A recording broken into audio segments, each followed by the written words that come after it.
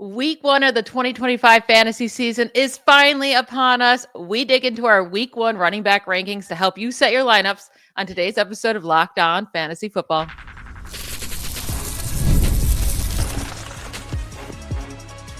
You are Locked On Fantasy, your daily NFL fantasy podcast.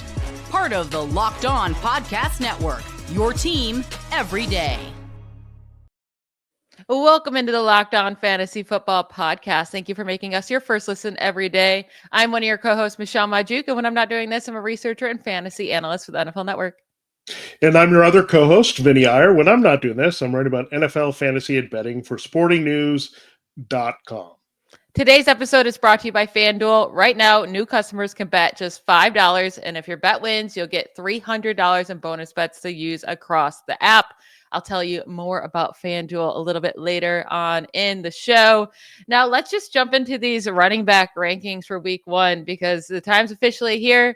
You did your draft. It is time to set your lineups. And week one decisions with starting your lineups can be difficult because for a lot of these guys, you don't know exactly what their workload will be. Maybe they're in a new offense, or maybe you just don't know if their offense is going to be any better or worse this year. So a lot of confusion entering week one, but we're going to be here to help you set those lineups. Now, we'll talk through the top guys as well and who we think will have huge games and then, kind of get deeper into the rankings as we go through the show. So right at the top of our running back rankings, we got the Bijans and the Saquon Barkleys and Jahmyr Gibbs. That's all cool, right? They're your 1, 2, and 3 for week one. They're up there for me too. I have Barkley number 2, Bijan number 3, Gibbs at running back 6. But my running back 1 is actually Christian McCaffrey this week against the Seahawks. He always destroys them in his 6 career games against the Seahawks. He's averaged 25.7 fantasy points per game in half PPR, while averaging 150 scrimmage yards against them as well. Like they can never stop Christian McCaffrey for whatever reason. And last year, their defense was a little bit better, but they're still middle of the pack versus fantasy running backs last year. I'm not too worried about them having too big of a dominant defense. As long as Christian McCaffrey's healthy, he's going to get so many touches, so many targets, be the goal line guy. So he's my running back 1 for this week. Yeah, it makes a lot of sense. Go figure. This is the greatest twist of them all. That Christian McCaffrey and George Kittle are like 2 of the healthiest 49ers going into a game. Like, I don't remember the last time that was the case, but their receivers have been hurting. Ricky Pearsall, look, it's going to be an interesting debut for him as the de facto number 1 receiver with all the question marks they have, but they got to go back to where their bread is buttered, and they've talked about even using McCaffrey in some slot wide receiver type hybrid role here. We'll see how that plays out. We've heard that a lot from Jahmyr Gibbs. It's plenty if you just throw the ball to McCaffrey in space and to use his quickness, right? You don't need to get too creative with McCaffrey. Like, he can do the rest. He can break some ankles and make some big plays here as a receiver. We've known he can dominate as a receiver. So it is definitely a potential for a high volume there. We're still trying to figure out between Isaac Orlando and Brian Robinson, how are they going to split the backup kind of relief carries beyond McCaffrey? So how you look at that is that McCaffrey's probably going to get a volume here. The good news here is no news with McCaffrey. We haven't heard anything about his health. That means he's good to go and they can feed him. And again, they have to, because there's not a lot there in this offense that you can totally trust beyond Kittle and Pearsall. So I do like it, the aggressive pick. I had him at number 6, so not far. I've got the usual suspects, the Robinson, Barkley, Gibbs. Then I do like Bucky, Irving a lot this week, however. Like, I like that Falcons-Buccaneers matchup a lot for some good fantasy points. It's going to be in a favorable weather situation. You got 2 defenses that are somewhat questionable. I think the Buccaneers continue to go in the wrong direction. They're going to have to rebuild on that side of the ball very quickly. And the Falcons, look, they can't just get over their issues. Like, it's not an overnight thing with Atlanta. So that could be a sneaky high-scoring game. That's great news for Robinson and Irving there, I think, Michelle. So that's why I have Irving a little bit higher than, of course, Derrick Henry. He kind of owns the Bills on the ground, so I have him a little bit higher. But otherwise, I like your McCaffrey standing in. What do you think about Irving this week? Yeah, you do have Irving a little bit higher than me. Like you said, you have him at running back 4. I have him at running back 7. I love Bucky Irving this year. I like him in this matchup. Nothing to be afraid of. And then last year, from weeks 10 on, he was a top 8 fantasy running back in 5 of the last 7 full weeks he played. So he's going to have a good game. It just depends on, the touchdown's going to he's going to have a touchdown or 2 to get him to that, running back 4 rank, or even, running back 7. But there's no one that has a better chance to score than Bucky Irving this week. So I like that as well. Moving through these, I actually have someone else as my running back 4 that we differ on quite a bit here. So I have Devin Achane as my running back 4 against the Colts. You don't have Achane until running back 11. My thing is, Tua is healthy, then Achane's going to be great, right? That's all it really comes down to. And for week 1, Tua Tagovailoa is healthy, right? We'll see if he can make it through the game. But last year, in the 11 games he played with Tua, he averaged 19.5 fantasy points per game in half PPR. He scored at least 17 fantasy points in 8 of 11 games, and he finished as a top 3 fantasy running back in 4 of 11 weeks played with Tua, top 7 in 7 of 11 weeks. I'm not scared of the Colts defense. They're going to need to target him a ton. With Jonnu Smith leaving, with them not really adding many other pieces. Tyreek Hill, we'll see how banged up he is, but and how much he could be on the field. But Achane is going to be ranked top 5 for me every week as long as Tua is there. Yeah, that's an interesting point with Tua and going in that direction. I just had Ashton Genty. I think they're going to try to get him going a lot in that New England matchup. Jonathan Taylor, like I do like the Colts, who are actually favored in that game at home against the Dolphins, where they can lean on Taylor a little bit more. That could lead to a little bit more volume-based play. Achane doesn't need a lot of volume, however, to explode for big games. We've seen that on Chase Brown. I think Chase Brown is going to start his path on a big season here, 10. But really, Achane, I'd say it starts to really cut off for me at 11, where I'm still really excited about all those guys in the top 11. Then when we get to 12 and later, look, there are concerns, but I'm hopeful that the production will be there. But the 11 are really hard to rank right now because, again, they're all capable of taking over games. And basically those are the guys that you feel most confident about as the durable young workhorses in this league. Yeah, we have a very similar rest of our top 12 running backs here. I have Henry at 5, Gibbs at 6, Irving at 7, Jonathan Taylor at 8, Ashton Genty 9, Chase Brown 10, Alvin Kamara 11, and Josh Jacobs at 12. Well, you already went through your top 6 with Christian McCaffrey at running back 6. After that goes Ashton Genty, Jonathan Taylor, Chase Brown at 9, Devin Achane at 10, Josh Jacobs at 11, and Kyron Williams at 12. So very similar there. But let's talk about Ashton Genty here real quick, because it's a huge question mark, right? How he'll look in his debut in the NFL. The Patriots were an easy team for fantasy running backs last year. They allowed the 6th most fantasy points to running backs. Rookie running backs over, since 2010. Not a ton of huge performances in week 1 by those guys, but we have seen them, like a Kareem Hunt had 43 points his first game, Josh Jacobs 23.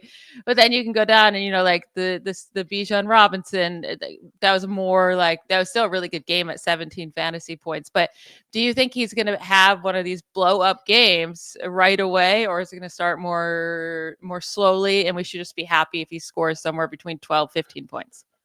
Yeah, this one's a hard game to read because I think both teams are implementing new defensive philosophies. It's not just based on the personnel, right? But Pete Carroll and the Mike Vrabel influence. Will Vrabel borrow from Bill Belichick and do everything he can to sell out to stop Genty and put the game in the hand of Geno Smith? But then Genty can make up for it by getting involved in the receiving game. So I think he'll compile. I think he'll get 80 to 90 yards combined with a good shot at a touchdown. And that's we'll take that. That's a very strong debut from a rookie. And then it's just harder again to know what you're going to get from either defense. Like, again, how much is scheme going to play a factor? Are the Patriots going to run and hide from the Raiders? I don't think so, right? I think it's going to be a close, competitive game, at least for a good chunk of when it means the most of the 3 quarters. So, again, I don't mind being aggressive with Genty. I think he's in your lineup no matter what.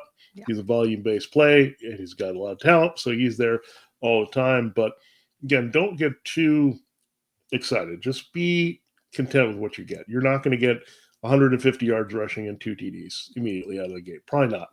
Mike Vrabel's smarter than that, right? He's learned from Belichick. He's going to contain the number 1 weapon on the other side when they know that Pete Carroll and Chip Kelly want to run the ball. So, again, it might be tough in a situation like this, but more weeks than not, I think Genty, just based on the volume and the explosive plays he can make with each touch, is always not too far from the top 12. Yeah, I'm excited to see him, and he'll have all the opportunities. And what's nice is it doesn't really matter if the Raiders win or lose this game, or if they're losing by a lot or up by a lot. Like, they'll either lean on Genty on the ground or in the passing game, so you don't have to worry about the game plan as much. Now we will get into the running back 2, so those running backs 13 through 24 rankings right after a quick break.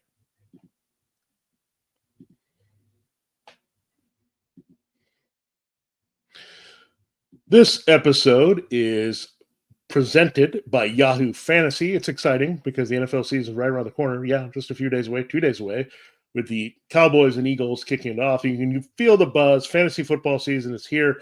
Everyone's researching, drafting, building their championship squads at the last minute here. This is the way it should be, right? Get all the information, find out who's rising, who's falling, all the way up to the end of kickoff, who's injured, all the good stuff there. If you haven't joined the league yet, now's the time. And it's all happening on Yahoo Fantasy. This year, I'm playing fantasy on Yahoo, and I got 3 straight drafts there on that platform and coming up. And yeah, I'm excited for that right before the season. It's so familiar to me. So I'm one of those veterans, right? If you're a veteran or a first-timer, they're joining your first Yahoo League. It's always exciting here. When you look at their format, the way it's easy to play, getting in on the action with all your friends and family, it's a lot of fun. Yahoo Fantasy is loaded with fun ways to compete and brand new features that make the game even better with season kickoff here on September 4th, 2 days away. Now's the time to start playing Yahoo Fantasy Football. So many fun ways, again, to compete. Want to play instantly with friends? Try the new Draft with Friends mode. Prefer the classics. Get your crew together quickly and go head-to-head with a private league. And if there's no crew, you can join a public league. Easiest way to play. So if you're looking for a little extra action, you can do that as well. The NFL season kicks off again September 4th, Thursday night. So don't wait. Start your league now. This is it. Draft now at yahoofantasy.com/LockedOnNFL. That's yahoofantasy.com/LockedOnNFL. All right, Michelle, it is time to get into more of our running back rankings. We'll slowly get out of the RB1s in the top 12 and dive into some of the bigger questions that we might have. So we'll get into that now. Now, Chuba Hubbard is a name that came up here as, look, we were pretty medium on him. I mean, we were right there. We were fine with his RB2 cost. But now he steps into a great matchup. They're playing the Jaguars, the Panthers are, week 1 in Jacksonville. Jaguars, I think that's still the weakest part of their defense. So Hubbard, we expect to have a decent volume here, and I think this could be a sneaky high-scoring game. Yeah, we both have Hubbard reasonably ranked here, running back 15 and running back 14 for the two of us. Jaguars allowed the second most fantasy points to running backs this last season. I fully expect Hubbard to, I expect his snaps to go down from last year over the course of the season, but I do think they're going to lean on him a ton in week 1. So Hubbard should have a really, really solid game, and he can even finish up higher if he can score a touchdown or 2 in this matchup as well. Now, one guy that we have ranked pretty differently is TreVeyon Henderson. I want to talk about him, the rookie for the Patriots going against the Raiders. I'm at running back 17. So my running backs here go 13 is James Conner, 14 Kyren Williams, 15 Chuba Hubbard, 16 David Montgomery, who we'll get to in a moment here, and then TreVeyon Henderson at 17. You have Henderson down at running back 26, so you're not as high as I am on him. The reason why I really like Henderson is I expect the Raiders to be able to score against the Patriots. So that will mean that the Patriots will have to have more passing. Henderson has looked electric so far in the preseason. And Ramondre Stevenson is still been dealing with whatever undisclosed injury he's been dealing with all August that they're not really telling us. We'll see if he plays. We'll see how much work he gets. But I do think Henderson is really balled out. And why keep him off the field when they're already struggling to find those difference-making weapons? I do think he's instantly going to be involved in this offense. So I like Henderson. And if you drafted him, I'm plugging into my lineup in week 1. Yeah, I mean, I like him more as a flex play this week. That's the difference, basically. You like him as a solid RB2. I just want to see how some of these backfields play off. I've been trying to find all the inside information. how are these touches split? And I don't even think, again, the coaches know. They need to see how the flow of the game goes. And that's going to be big with all these guys, because especially Henderson, because he's a pass catcher. They're trailing against the Raiders unexpectedly at home, and then, okay, they got to dump it off to him quite a bit. So that's the problem, right? You're trying to get a read on how they're going to use these backs, and you may not have a final solution even by watching if so-and-so gets X number of touches or that. I mean, you're not going to really understand that right away. So, again, you just go with talent and upside in the matchup as much as possible. Henderson has loads of talent. The matchup is very good against the Raiders, so he's worth a shot. Again, I'm just a little bit more wait and see on these type of guys, and it's even the top guys, right? Omari and Hampton, I wanted to say blindly, I want to trust you right away, is that running back one, but we can't do that, right? We just have to look at the Chiefs matchup. It's tough. It's in another country.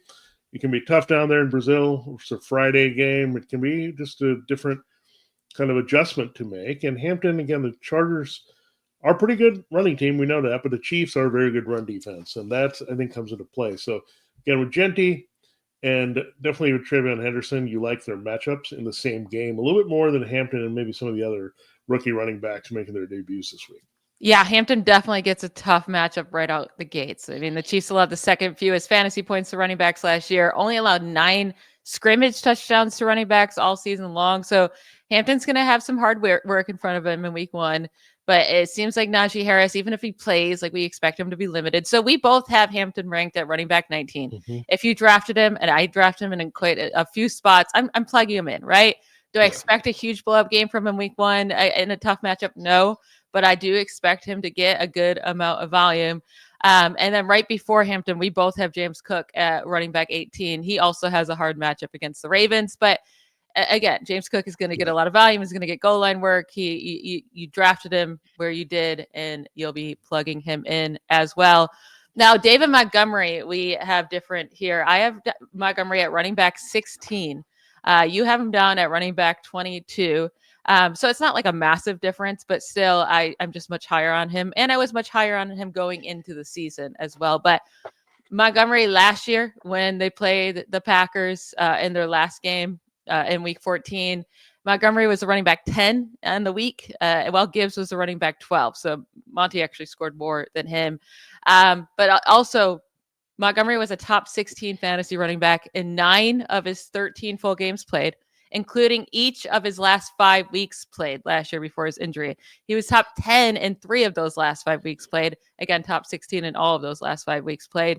I still think he'll get a bunch of the goal line carries. He leads the NFL in goal line carries over the last 2 seasons. Montgomery, he's going to still have his workload as much as people want Gibbs to just have it all. Yeah, I mean, this is a tough guy because he's polarizing a bit in the entire industry. Everyone is just waiting for the touchdown regression to happen and for Gibbs to take more control. And I don't know if that's 100% going to be the case. I think what you could have is a little bit more regressive offense with John Morton going away from the way that Ben Johnson operated. I think that's what people are looking at a lot. Are they going to give that relief in those high leverage situations with David Montgomery to have him score when Jahmyr Gibbs, who scored 20 touchdowns last year, is there? Is he going to get the touchdown support to get it done? Now, this particular matchup, I would play both of them, again, with rather bit of confidence here. Look, they added Micah Parsons, the Packers defense, but Micah Parsons is not a run stopper. The inside of this defense is really terrible. So I don't know what you're looking at there where you're saying, hey, this is a better defense with Parsons, but it's going to be more in the pass rush, right? So I think that's going to maybe make it tough for Jared Goff, and they're going to have to keep the ball on the ground, set it up with play action with David Montgomery, all that good stuff. So I'd say just go in that direction this week. Now, if the wheels start to come off and he has 50 yards and he struggles a bit, gets 13 touches for 50 or something like that, and then doesn't have a shot at the end zone, then you might start to worry. But let's just pick up where we left off in this Packers type matchup and say both of these backs are going to be very effective. So I think it could come. I mean, just a little bit difference between us. I mean, we're looking at 16 and 22. Maybe it comes down to the touchdown or not. And then I have a quick question for you before we take another break. If you had to choose between these two, DeAndre Swift at the Vikings or Tony Pollard playing the Broncos, which way would you go? Both were pretty tough run defenses last year, the Vikings and the Broncos that they're playing against. I trust Pollard to get more work than DeAndre Swift, and I think they'll lean on, the Titans will lean on the run game with Cam Ward in his first start. But I also trust the Bears to have way more scoring opportunities than the Titans will, right? But we also don't even know if DeAndre Swift will be the goal line back in Chicago. So all these questions, which side are you going with? Yeah, I think I'm going with Tony Pollard. I just think that he has a little bit more trusted volume. We know Tajay Spears is not going to be a factor. So, look, even in garbage time, Pollard could catch a few passes here. They could trail. He might be their only avenue, really, to move the ball, right? If you have Pat Surtain 2 roaming around on Calvin Ridley and Cam Ward is feeling some pressure, there could be dump off, to run the ball to take pressure off that offensive line. It's a good offensive line that they've assembled with some high draft picks, but it's more, hey, we don't want to get Cam Ward to have the ball and sit back there as long. So early in the game, they'll make sure they run it to get Pollard going. Then later in the game, it could be like we just have to throw to Pollard so Ward is not under pressure with not a lot of people getting open downfield. So I think you could really rack it up there for Pollard, especially again. No Spears really makes it clear that I think I'm going to go Pollard versus Swift. Yeah, I'm at Pollard as well. I have Pollard ranked running back 22 and then running back 26 for DeAndre Swift. You have Pollard ranked at running back 21 and then Swift at 23. So pretty close for both of us, but we both slightly lean Pollard there. We'll get through the rest of our running back rankings to close out today's show right after a quick break. The NFL season is almost here, and FanDuel is making sure you're ready for kickoff with a can't-miss offer. Right now, new customers can bet just $5, and if your bet wins, you'll get $300 in bonus bets to use across the app. I love using FanDuel because it fits however you like to bet. They have player props, building a same-game parlay, or even just jumping in live as the action unfolds. It really just makes any game super exciting, whether you're watching your favorite team or just keeping an eye on your fantasy lineup. It's just another thing to root for and be interested in while you're watching football all day long or any given night. And one bet I really like this week is for the Steelers to cover the 2.5 point spread against the Jets. Call me a homer. I don't care. I think they get it done. So are you ready to play? Download the FanDuel app now by visiting FanDuel.com to get started. That's FanDuel.com to place your $5 bet. Hey, Locked On Fantasy Football fans, are you still paying full price for gas? Stop leaving money behind. Get real cash back every time you fill up with the free Upside app. Simply download the free Upside app in the App Store or Google Play right now and start earning cash at the pump today. Use my limited time promo code TOUCHDOWN and get an extra 25 cents back per gallon on your first fill up. You can make up to $300 a year just from buying the gas you already needed. At first, I thought it was too good to be true, but it's totally legit. Real people are getting paid just to make their daily commutes, and you can too. Plus, you can cash out anytime to your bank account, PayPal, or an e-gift card for Amazon and other brands. Don't let this offer drive on by. Download the free Upside app now using my limited time promo code TOUCHDOWN. For a limited time 25-cent per gallon bonus. That's promo code TOUCHDOWN. Offers vary by user and location. Go to upsidedown.com for terms and conditions. All right, let's finish up our running back rankings. I mentioned that you had DeAndre Swift at 23. You have Breece Hall at 24. So, we've just been a little bit lower on Breece Hall altogether. But I have Breece Hall at running back 20. If you drafted him, it probably means that you like him and you're convicted. You have your conviction that he's a good player and he'll be better this year. So, if you feel good about that, then plug him in. Now, one guy I've been high on this offseason, and I'm high on in week 1, but it is a big risk. It's Travis Etienne. And now I want to ask you, because the Jaguars obviously have this great matchup against the Panthers. I mean, the Panthers' run defense last year was atrocious. They allowed the most fantasy points by far to running backs last year, allowed the most scrimmage yards, the most rushing touchdowns to running backs. But is it Travis Etienne or Tank Bigsby that will, succeed in this matchup? Get those carries, get those goal line looks. Again, I've been holding strong that I think Travis Etienne will be that main guy that can just break off the long runs. But a lot of people think it's Tank. So which side are you going with? Then there's the third group that think it's Bashal Tootin. Yeah. So that one I can pretty much say that's not going to be it. There's just a lot of speculation, right? We don't exactly know in Liam Cohen's head how he's going to split these touches. He's been very close to the vest. We've seen some hints of Bigsby. We've seen some hints of Etienne. How I would approach it this week until we have a little bit more clarity, I think they're both strong flex plays. The matchup is just too good where I want to see what happens here. Like, I would want to put in one of these backs because of just how great it is. And the Jaguars should be in control of this game at some point and ahead. They're not ahead very often, right, Michelle? So this might change a little bit this year. So when I'm looking at it, look, play them both. I just wouldn't trust either as an RB2. Okay, if you trust either as a flex, go for it. I think that's a great way to approach it this week and see. I think in bad matchups, you don't want to do that. Like, I don't think I want to force that necessarily with the Caleb Johnson, Dan Warren combination against the Jets necessarily, because the Jets have a little bit better just overall defense. But in the cake matchups, I think it's worth exploring. Like, especially if we think there could be some kind of split that could be very effective. And look, I know there was a lot of times where Bucky, Irving, and Rachaad White were effective together in the Cohen offense last year, but it's a little different. These backs are different. And again, I want to see how it plays out. But again, the matchup, I think it's just too good. These players are talented enough to exploit it. So again, I'm okay with flexing. I just don't want to trust either that high as an RB2. Hopefully you have a better option there in the top 24. Yeah, I do think maybe my running back 23 ranking for ETN is a little risky, a little high, but we both have Bigsby as a fine flex bet. You have him at running back 31. I have him at running back 32. And then your ETN ranking is running back 28. Now, another backfield that we don't exactly know what it's going to look like this year, it's the Commanders. And are you going with Bill Krosky-Merritt, which is Ja'Cory Krosky-Merritt, but he wants to go by Bill, so that's what we're going to call him, or Austin Eckler? Personally, I don't expect the Giants offense to look very great against the Commanders with Russell Wilson. So I expect more running, less throwing, which would lean the side of Bill. But who gets the goal line carries? You know, Eckler has been a pretty good touchdown scorer throughout his career, but Bill's the bigger running back. Which way are you leaning? Right now, we have Krosky-Merritt at running back 29 for me. And then I have Austin Eckler at running back 31. And then you have Austin Eckler at running back 29, ranked ahead of Bill. Yeah.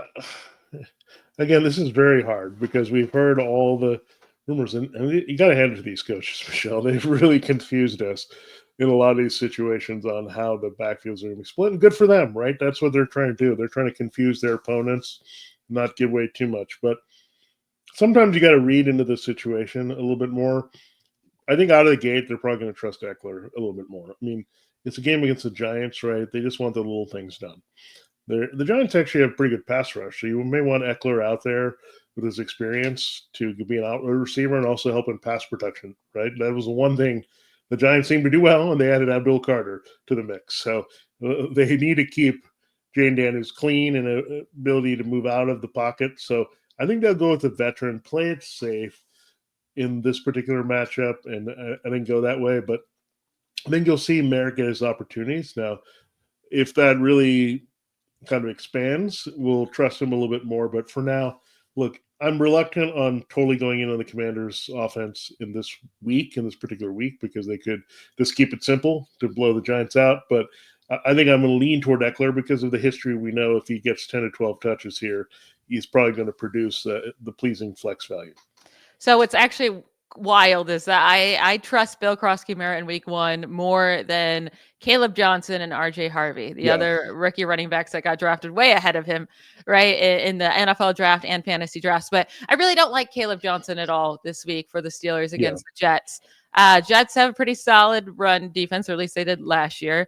And Jaylen Warren's getting the start, and he's going to get the majority of the touches in this backfield. And we'll see, Kenneth Gainwell, we'll see if they make 3 running backs active on Sunday. But Kenneth Gainwell will be involved if he's active. They just gave Warren the 2-year extension, paying him over $7 million this year. So until Jaylen Warren fumbles the ball too many times and loses games for them, because that will happen, Caleb Johnson will kind of be limited until he can take over. And then RJ Harvey, you have him ranked, you have him ranked at running back 25. So you're open to playing him this week. I have him ranked at running back 34, much lower than you. The Titans did allow a ton of touchdowns last year to running backs, most in the NFL actually, with 22. But they also allowed the 4th fewest receptions to running backs. I think Harvey's going to kind of be kept to just that receiving back role to start, with J.K. Dobbins being leaned on as a veteran. So I prefer Jaylen Warren and J.K. Dobbins to both their rookie counterparts this week. Yeah, I think I'm with you on the Warren versus Johnson for sure. And also the matchup isn't the juiciest for either running back. But when we look at this other spot, like the Broncos are pretty heavy favorites against the Titans. So I think they'll let them a little bit more freedom to see what they have a little bit in their backfield. I just think RJ Harvey just has a little bit more upside. Like they could put in Dobbins, but they're going to get Harvey his touches. And again, they like him a lot with his coaching staff. So trying to get in the minds of Sean Payton and Joe Lombardi to say, yeah, they want to get this backfield and this running game fixed, right? Who gives them a little bit more dynamic ability? I think it's RJ Harvey where, look, Dobbins, keep in mind, was added very late to this team. They might give him some stability in maybe third down situations that are more obvious passing where he's going to have to keep the guy, Bo Nix, upright in the pocket for some of those situations. But if it's like a third and short or some other situations, I think you'll see Harvey on the field. So I don't know. Maybe I'm overconfident in Harvey among all the rookies. But again, just trying to channel what I think that Sean Payton will be thinking. And sometimes you can overthink that, but I think he's going to follow the talent of the guy who's more versatile and explosive in this first game.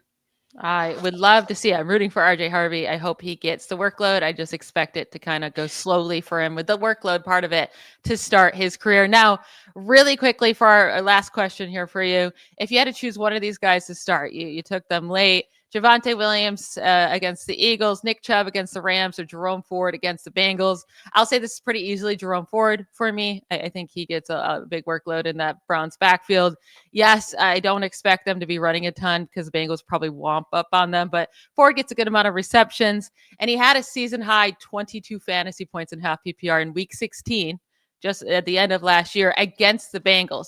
So against those Bengals, he had 131 scrimmage yards and a touchdown. They're going to have to lean on him. With Williams and Nick Chubb, you're really just hoping for that touchdown. I mean, I'm not excited to start either of them. Yeah, I think you're onto something with Ford, especially with the Quinshon Judkins thing moving on very slow here with the Browns. I mean, I think the Bengals are the best of those three matchups. Like, I only have Chubb ahead of Ford in this trio because I think there's a good chance Chubb falls over to the end zone and scores in this game as one of the few Texans to do it. So that's the 6 points that you get, and it's harder to get 60 yards from scrimmage than it is to fall into the end zone. But Jerome Ford, again, should have pretty decent volume. So if you're really hurting this week, I would try to avoid Javonte Williams as much as possible. Don't force him into that Eagles game. But Chubb and Ford, I could see a lot more if you're desperate. Again, I don't want to go too more than flex, but I think they're definitely playable just based on their role and volume this week. All right, that's it for today's episode. Tomorrow we'll be getting to our Week 1 wide receiver rankings, so don't miss that. I want to thank you all for making Locked On Fantasy Football your first listen today. For your second listen, check out the Locked On NFL season previews on Locked On NFL. Every division winner, breakout stars, and Super Bowl contender, an 8-episode series with everything you need to know about the NFL season. Find Locked On NFL on YouTube or wherever you listen to podcasts. Part of the Locked On Podcast Network, your team every day. We'll talk to you tomorrow. Bye, y'all.